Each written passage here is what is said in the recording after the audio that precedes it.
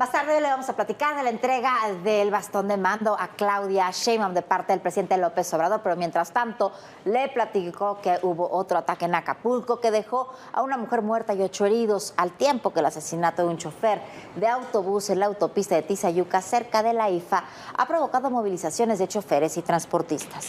Mientras todo eso ocurría, en medio de estos hechos, en Tamaulipas hubo una intensa movilización de fuerzas de seguridad federales y estatales. Fue debido a la detención de Roque Cruz Fuentes, apodado el M58 o el comandante Roque, líder de los Metros que operaban una de las bandas principales de los jefes del cártel del Golfo en Reynosa. Este hombre fue trasladado a Matamoros, lo que provocó también enfrentamientos el día de hoy en Matamoros, pero fueron detenidos él y todo su equipo de custodios.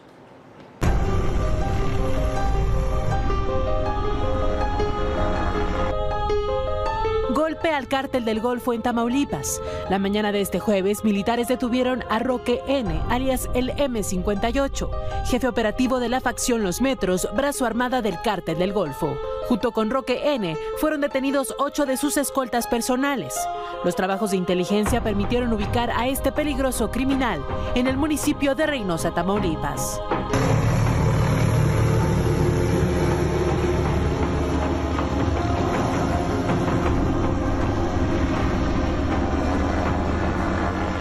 Durante el fuerte operativo por aire y tierra, personal del Ejército y de la Guardia Nacional, en coordinación con otras dependencias federales, lograron liberar a una mujer que los criminales mantenían secuestrada.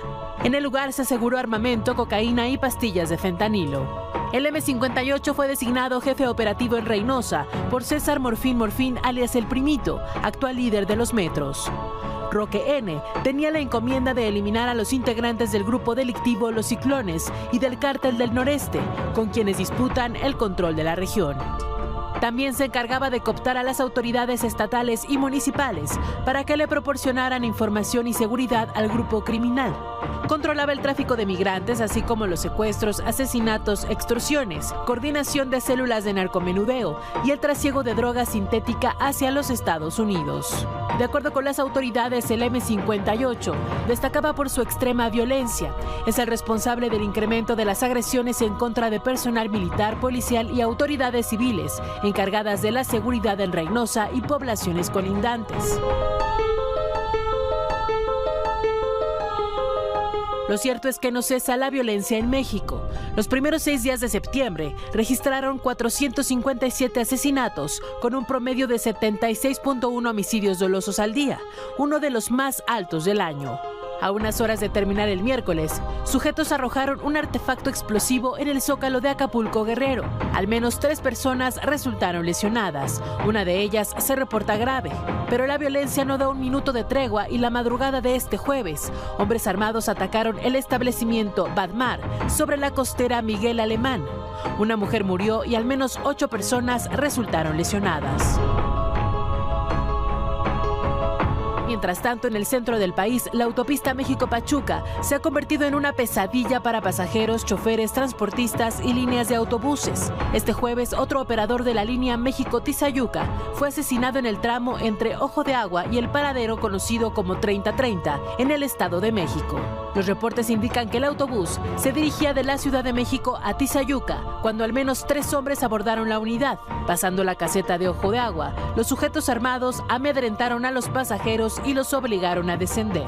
Se llevaron al chofer hasta la altura del kilómetro 29, donde detuvieron la unidad y le rociaron gasolina para tratar de incendiarla. El chofer intentó huir, pero lo asesinaron. El periodista del portal Osvaldo Müller publicó un video donde se observa a los supuestos responsables huir del lugar. En otro video se observa un automóvil color vino, donde supuestamente iban los agresores. Autoridades indican que huyeron con rumbo a Ecatepec. El viernes 1 de septiembre, transportistas cerraron la vialidad en la autopista México-Pachuca en protesta por la inseguridad. 3 días antes, extorsionadores incendiaron un vehículo de la línea México-Tizayuca.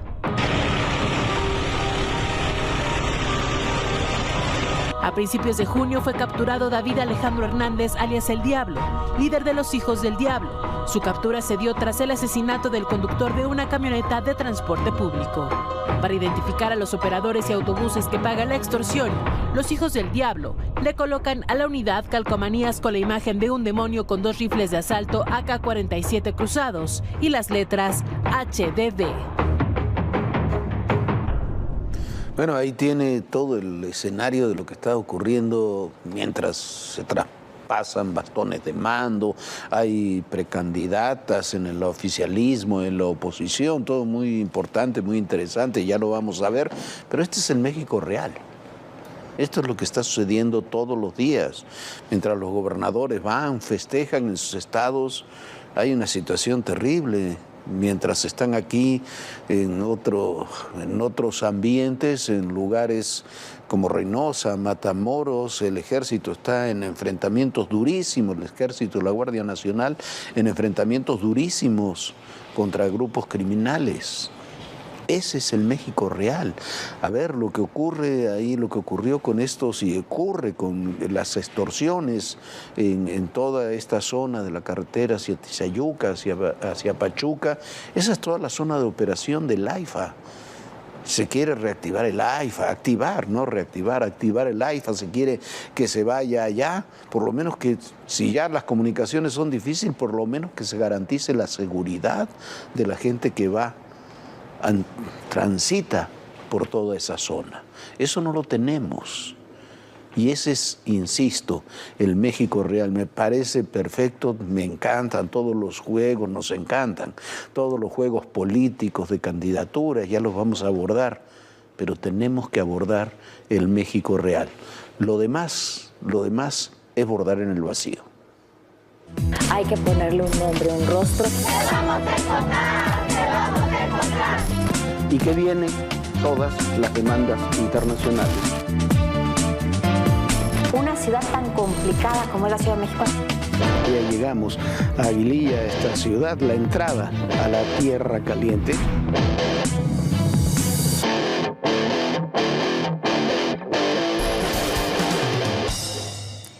Y hoy arrancó de forma oficial el proceso electoral 2023-2024, en el que se renovará, bueno, por supuesto, la Presidencia de la República, el Congreso de la Unión, y también están en juego 9 candidaturas. Por esto es considerada esta elección una elección, por supuesto, complejísima y muy importante. Y bueno, al menos 2 fuerzas políticas ya han definido quién los encabezará. Por un lado, en el Frente Amplio, ya lo sabemos, está Xóchitl Gálvez. Por el otro está la alianza de Morena, PT y el Verde Ecologista, donde ya la candidata es Claudia Sheinbaum, y queda por ver a ver qué sucede con Movimiento Ciudadano. Que permanece ahí viendo qué va a hacer, orando por lo menos la gente de Dante Delgado para que vaya ahí, para que termine ahí Marcelo Ebrard. Claudia Sheinbaum, mire, se inició hoy legalmente el proceso, ya están en campaña desde hace 90 días y hoy Claudia Sheinbaum recibió lo que llaman el bastón de mando por parte del presidente López Obrador, que indicó que ella encabezará el movimiento de la Cuarta Transformación. El evento fue en el restaurante El Mayor, ahí en la calle Justo Sierra, si no me equivoco, que está junto a Palacio Nacional. Duró menos de 1 hora el evento. Después, aparentemente, se quedaron cenando ahí el presidente y Claudia. Estuvieron presentes gobernadores, legisladores, líderes de Morena y simpatizantes que en ocasiones impidieron el acceso al propio restaurante. Esto es parte de lo ocurrido la noche de hoy.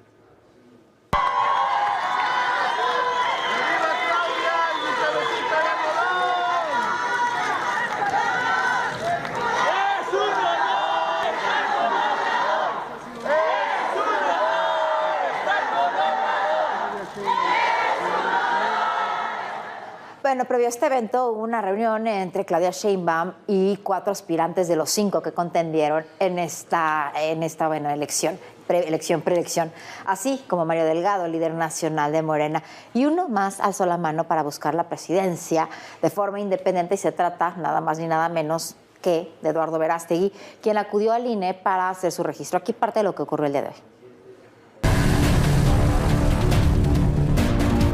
Es la primera reunión convocada por la coordinadora de los comités en defensa de la Cuarta Transformación.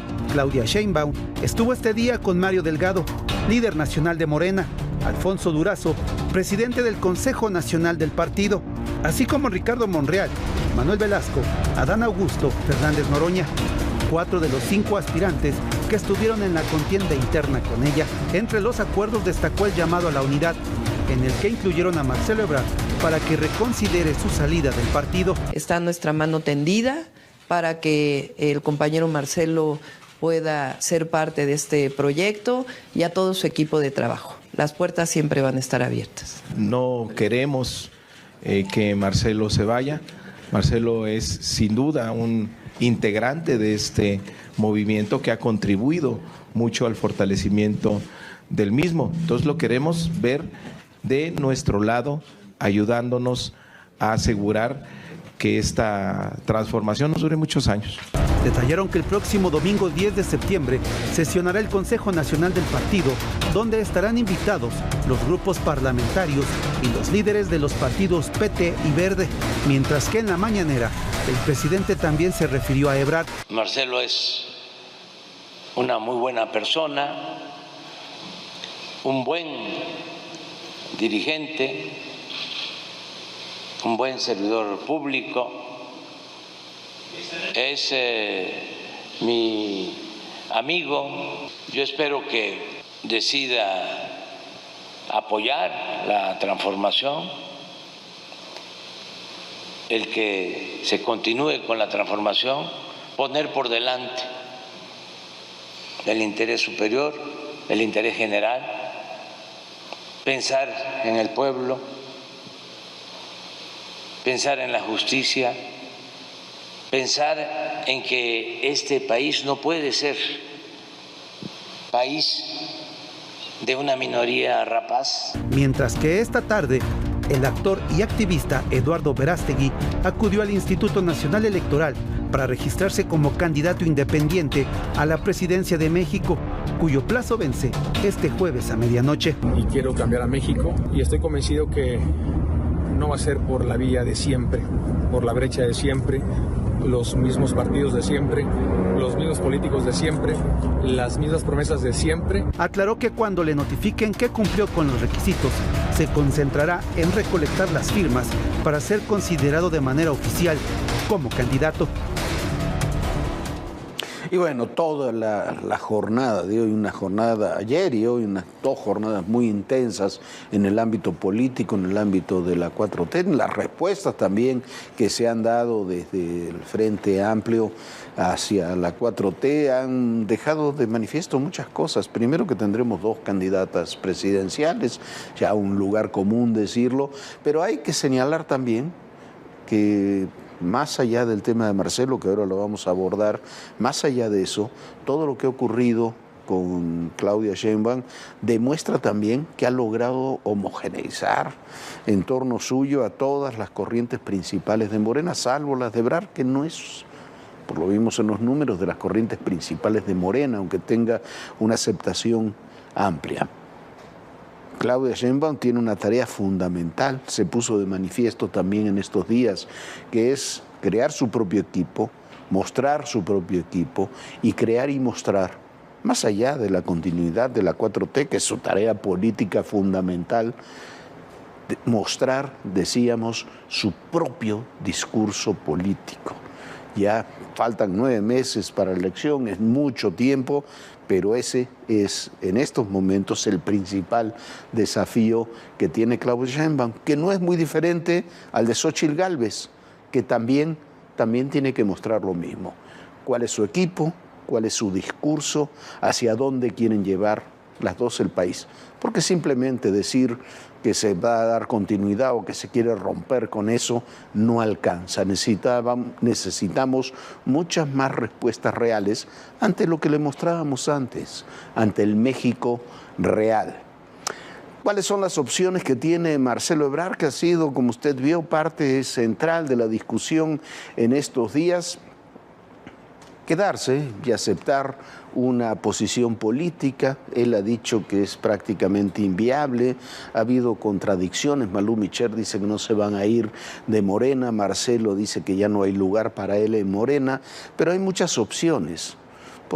se decía el día de ayer que podría ir como independiente. Él sacó un tuit diciendo que no iría, pero eso es inviable. Esta noche, a través de la red social X, antes Twitter, dijo que no ha estado en su objetivo una candidatura independiente, sería un suicidio una candidatura independiente. Agregó que el lunes sostendrá un encuentro con sus compañeras y compañeros de todo el país y que resolverá qué pasos va a seguir. La única opción que tiene, si no se queda en Morena, si no llega a un acuerdo con Morena, la opción que le queda es Movimiento Ciudadano, con dos opciones diferentes: ir como tercera fuerza con Movimiento Ciudadano y en los hechos dividir, lo decía el propio presidente López Obrador el día de hoy, dividir a la oposición o buscar un acuerdo con Movimiento Ciudadano y con el Frente Amplio para hacer una encuesta posteriormente y decidir quién se queda con la presidencia, con la candidatura a la presidencia, si Xóchitl o Marcelo, y quién se queda con la candidatura a la Ciudad de México. ¿Tiene recursos Marcelo? ¿Por qué? Porque hay empresarios decididos a apoyar a Marcelo. La pregunta es cuántos lo seguirán, porque pudo haber sacado 25% en la encuesta de Morena, pero créame que ese 25% no se va a ir. No se va a ir definitivamente de Morena.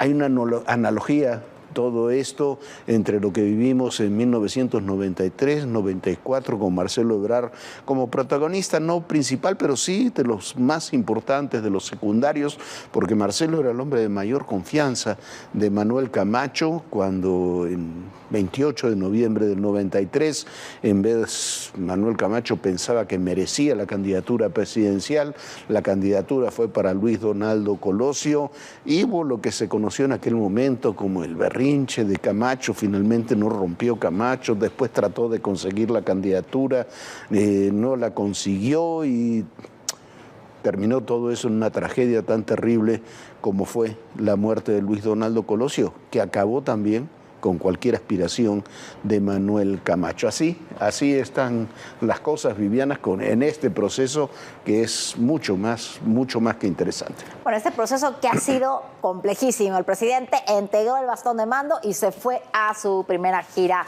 a la primera etapa de esta gira que está haciendo con el presidente Gustavo Petro.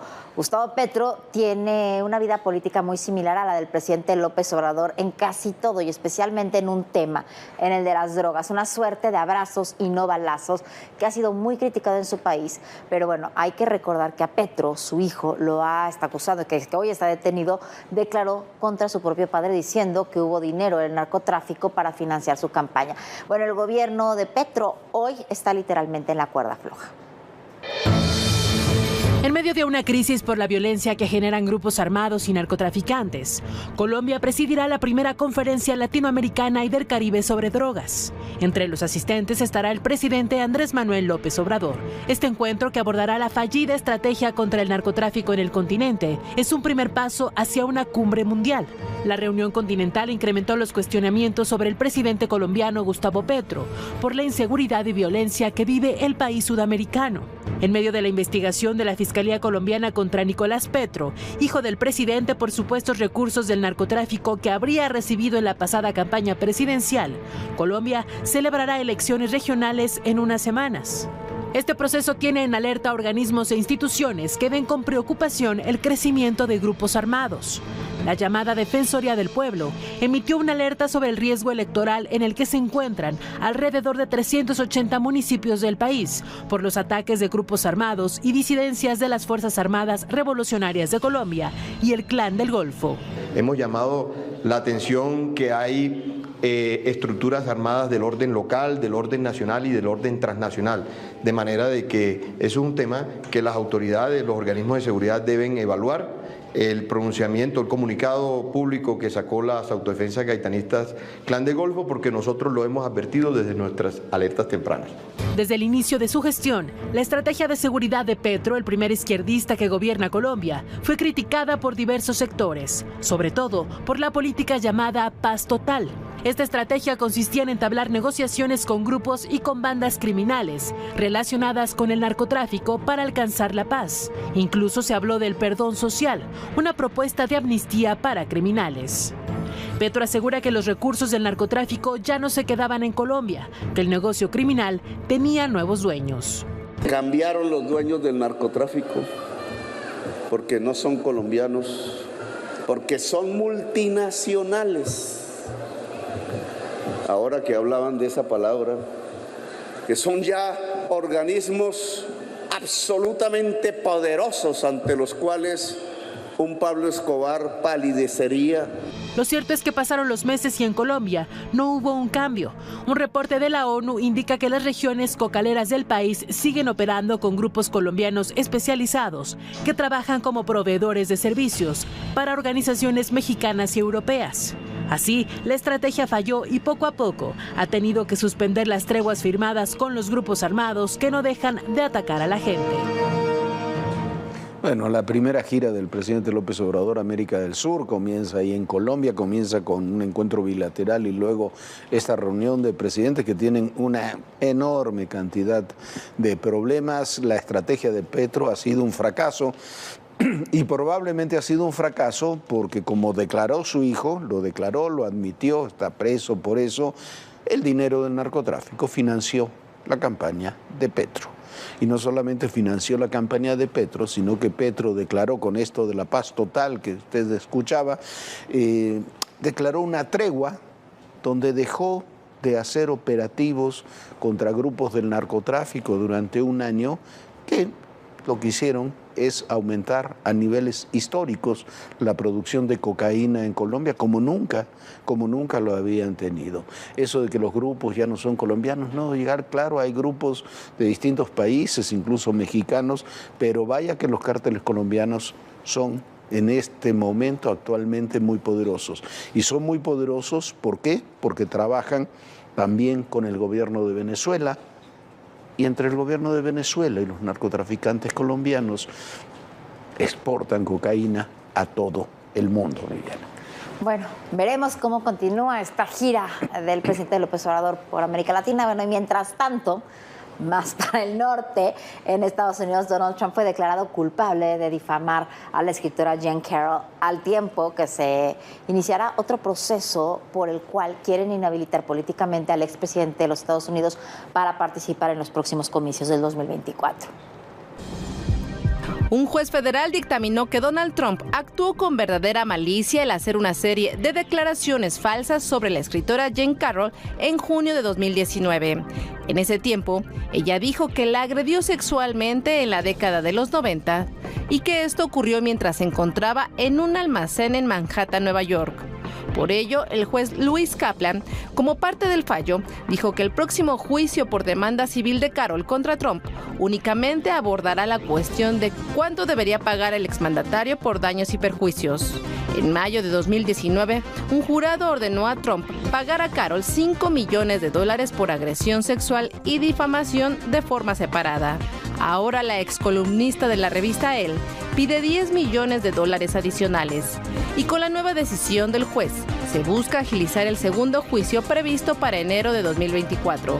Trump menospreció y revictimizó en sus declaraciones en junio de 2019 a Carroll, diciendo que ella no era su tipo y que la violación nunca ocurrió. Carroll ha argumentado que la primera difamación de Trump le causó más daño, incluso a su reputación, que la segunda. Por su parte, el 18 de agosto, el juez Kaplan calificó de frívola la apelación de Trump a su decisión de permitir que el segundo caso fuera a juicio. Y es que Trump busca a través de una apelación anular uno de los juicios interpuestos por la escritora, con el argumento que tenía inmunidad porque cuando hizo las declaraciones era presidente de los Estados Unidos. Los casos contra Trump se acumulan en medio de sus aspiraciones para regresar a la Casa Blanca. Un juez de Nueva York rechazó la petición de Trump de retrasar su juicio por fraude civil que solicitó la fiscal general del estado, Letitia James. Ella acusa a Trump y a miembros de su familia de sobrevalorar activos por miles de millones de dólares. El juicio está programado para el próximo 2 de octubre. Mientras que Mark Meadows, el ex jefe del gabinete de la Casa Blanca, se declaró no culpable de los cargos en el caso de interferencia electoral 2020 en Georgia, Estados Unidos. Se le acusa de solicitar a un funcionario público que incumpla su juramento al cargo y también por violar la ley utilizada para garantizar que los líderes de una asociación criminal y sus subordinados rindan cuentas a la justicia. El exfuncionario organizó la llamada del 2 de enero del 2021, cuando Trump pidió al secretario de Estado de Georgia, Brad Raffensperger, que encontrara 11.780 votos, un voto más de lo que consiguió Joe Biden en esa entidad. Bueno, pues al igual que acá en México, también en Estados Unidos se van a poner muy interesantes las cosas para definir a los candidatos, tanto los republicanos, y a ver qué pasa con el candidato demócrata, porque muchos aseguran que no va a ir a la campaña el actual presidente Joe Biden. Ya nos vamos, muchísimas gracias. Por supuesto, como siempre, lo invitamos a que se una a nuestras redes sociales, consulte todos los contenidos de Todo Personal en este símbolo QR y bueno, puede ver muchas cosas, muchos reportajes que tenemos preparados para usted. Ya nos vamos, por supuesto, sueñe bonito y mañana tenemos una cita muy puntual aquí en Todo Personal. Bonita noche, Jorge. Muy bonita noche, Viviana, y recuerden, el poder y en la política todo, pero absolutamente todo es personal. Gracias.